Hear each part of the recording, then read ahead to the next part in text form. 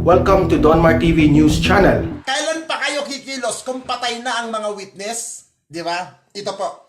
Alam nyo kanina, mga 1 hour ago, meron po akong tao na hindi inaasahan na may tatawag sa akin. Oo. Ito pong tumawag na to, I think napanood nyo na ito sa TV, kung anong mga testify niya laban kay Senator Laila de Lima. Oo. Ako nagugulat to ako bakit nagpapakonek sa atin yung ibang mga witness laban kay de Lima. Hindi naman po ako taong gobyerno eh. Hindi naman po ako connected sa pamahalaan.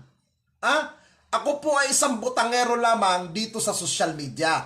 Maingay lamang po ako. Pero doon sa mga tumawag po sa atin, maraming salamat sa inyo pong tiwala dahil kayo po ang dahilan kung bakit natin na itatapik ito. Hindi ko muna papangalanan itong isang kausap ko na isa rin official dati ng pamahalaan. At may tinatawag na may Australia sa balikat. Hindi ko na siya i-mention. Hindi ko na i-mention kung sino itong kausap ko na may Australia.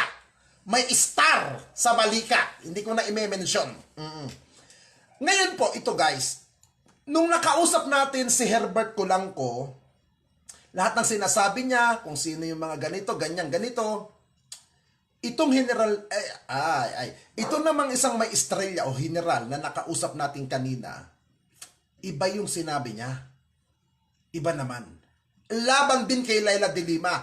At sinusuportahan niya yung mga sinabing expose na mga sinabi sa akin ni Herbert Colanco.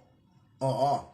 Itong mga sinabi nung isang taong may estrella sa balikat, alam niyo ang nakakalungkot dito? Ang sinasabi niya, binitaw, parang pinababayaan na daw sila ng Witness Protection Program. Yun ang sinasabi niya. Para daw bang nangyari, bahala na kayong magtago, bahala na kayong mag-ano ng ganito, ganyan. Yun ang dating sa akin na sinasabi nung isang kausap ko. Yan ang sinasabi sa akin. Ngayon, nakakalungkot isipin. Kailan kikilos ang ating pamahalaan kung ang mangyayari ay ang mga testigo laban kay de Lima, laban sa Narcoles, ay unti-unting napapatay na. Kailan tayo kikilos? Di ba? Kaya nga tayo nagkaroon ng isang matatag na samahan. Kaya tayo nagkaroon ng isang gusto natin ng isang Pangulong Rodrigo Roa Duterte na willing naman na magbaguhin ang pamahalaan. Pero parang ang dating may mga taong nakapalibot, may mga tao sa ground na niluluko ang Pangulo. Di ba? Ganun ang dating Kahit ilan pang Duterte ang maupo sa bansang Pilipinas. Pag may mga taong bulok sa gobyerno, talagang hindi mababago ang maling sistema ng ating bansa. Tandaan po natin yan guys. Diba? Kahit ilang pang Rodrigo Roa Duterte ang maupo sa Malacanang, kahit ilang pangulo pa ang maupo na matapang, matalino, handang magbago, ang baguhin ng bulok na sistema, hindi magtatagumpay ang pamahalaan hanggat nandiyan dyan ang mga putang ina na mga protector din kasabwat ng sindikato ng droga. Di ho ba? Kita nyo na lang. Kung maririnig nyo ngayon yung pinag-usapan namin ng isang opisyal, retirado po itong general. Nakakaawa. Nakakaawa. Anong sinabi niya kanina sa akin? Kailan nyo kami hahantayin, mapatay? Alam mo nung tinanong ko yung general na to, Sir, may tiwala ka ba sa DOJ ngayon? Sa liderato ni Secretary Minardo Guevara? Ang sagot niya, yes ninyo, may tiwala ako. Pero doon sa dating direktor ng Witness Protection Program daw, ang sinasabi ng general, yung dating direktor ng Witness Protection Program, ang ginawa daw, binigay daw ang kanilang mga safe house address. Pati yung probinsya, binigay daw doon sa sindikato na kapartido ni Laila de Lima. Papaano magtitiwala ang mga testigo kung may mga ganyan tao na nakaupo dyan? Uulitin ko po ang sinabi ng isang opisyal na nakausap ko, kanina lang po, mag-isang oras lang ito mahigit. 1 hour lang mahigit ito. Ang sinabi niya, ninyo, ako nasa Amerika na ako, nananahimik na ako, nagtatago na ako sa Amerika. Pero, nung nakita ko na may mga nagsasalita na labang kay Leila de Lima, inalay ko ang buhay ko. Dahil alam ko, maayos ang liderato ng ating pamalaan. Maganda ang kanilang hangarin. Pero, ang problema, hindi kay Pangulong Duterte ang sinabi ng general. Ang problema, yung nakaupo dating nakaupo na Witness Protection Program Director ang nakaupo daw ang problema. Sabi ko, bakit sir, anong ginawa? Yung address ko, binigay niya sa mga bata ni Leila de Lima. Yung provincial safe house ko, binigay niya sa mga tao ni Leila de Lima.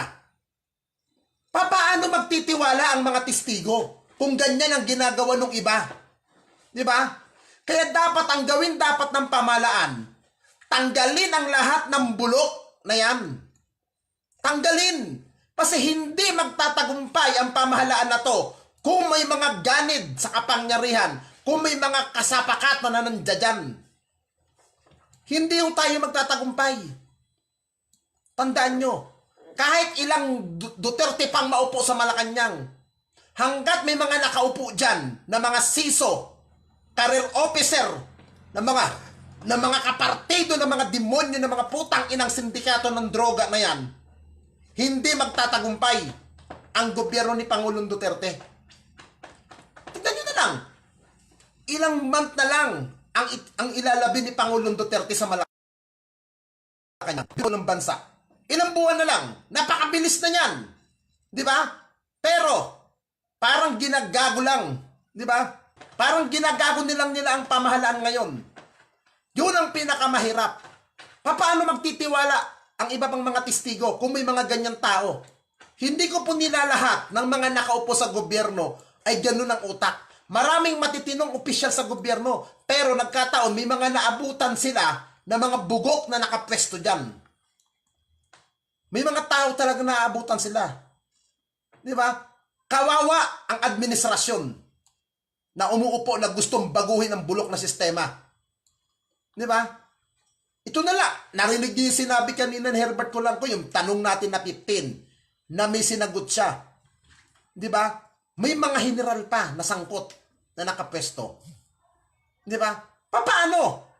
Sinasabi ni Herbert Colanco kanina, pinarinig ko, kaya nagtatagal yan dyan. Si Nova Princess dahil pinoprotektahan pa. May mga nagpuprotekta pang opisyal sa Camp Crame. Hindi ko po nila lahat ng opisyal dyan. Di ba? Napakinggan nyo na yung sinabi ni Herbert kanina. Pero mas mabigat pa ang kausap kong general kanina. General po ito, na dating general ng PNP to, na nagtistigo. I-search nyo na lang ho kung sinong general na nagtistigo laban kay Leila de Lima nung mga nakaraan, nung una.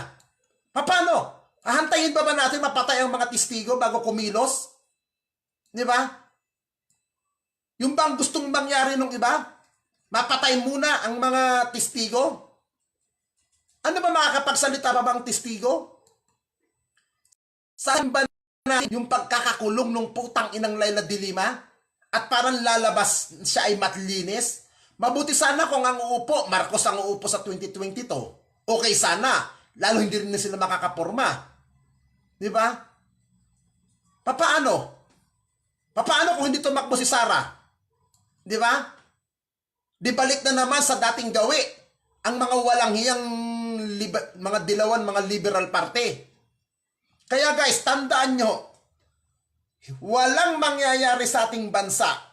Hindi magiging masaya ang republika ng bansa kahit si Pangulong Duterte, maganda ang ginagawa niya. Kung may mga tauhan sa baba na mga animal, mga bulasabos, mababago ba ang bulok na sistema? Hindi ho. Hindi mababago. Ngayon, ang kawawa pa rin yan, yung mga magiging biktima ng illegal na droga. Sana, pag-aralan sana ng Justice, ng Department of Justice, yung mga testigo, na bigyan nila ng pagkakataon na makapagsalita. Total naman, ang sinasabi naman ni Herbert, wala siyang hinihinging kapalit. Wala siyang hinihinging pabor. Basta't mapagsalita siya, sasabihin niya lahat ng todo-todo at bigyan lang siya ng proteksyon laban sa mga nag-a-attempt sa kanya. TV.